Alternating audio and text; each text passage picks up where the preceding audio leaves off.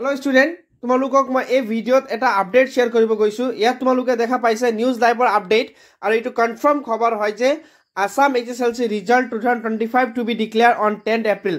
তোমালোকে যদি চেক কৰা সেবা পোৰ্টেলত গৈ তেতিয়া কিন্তু এতিয়া সেবাৰ ওয়েবসাইটটো খোলা নাই, মানে ৰিজাল্টৰ কাম মেইনটেনেন্স হৈ আছে। তো এইখিনি খবৰ কনফাৰ্ম হয় যে তোমালোকৰ কালি 10টা সময়ত 10 এপ্ৰিলত ৰিজাল্টটো ডিক্লেয়াৰ কৰা পূৰ্ণ সম্ভাৱনা আছে।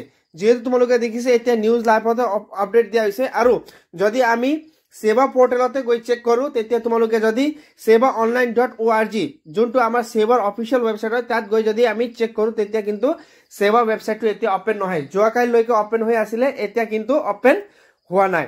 তো মই তোমালোকক এটা ভিডিও আজি শেয়াৰ কৰিম কেনেকৈ চেক কৰিব লাগিব আৰু এই ডেসক্ৰিপচন বক্সৰ লিংকত মই তোমালোকক ডাইৰেক্ট ৰিজাল্টৰ লিংক শেয়াৰ কৰি দিছো। তাৰ পৰা তোমালোকে কালি ৰাতিপুৱা চেক কৰিব পাৰিবা আৰু নহলে সেভাৰ এপছটো ডাউনলোড কৰি লবা, তাতে তোমালোকে অতি ইজি কৈ তোমালোকে ৰিজাল্ট চেক কৰিব পাৰিবা। মই নেক্সট এটা ভিডিও বনাই দি আছো কেনেকৈ ৰিজাল্টটো চেক কৰিব লাগিব।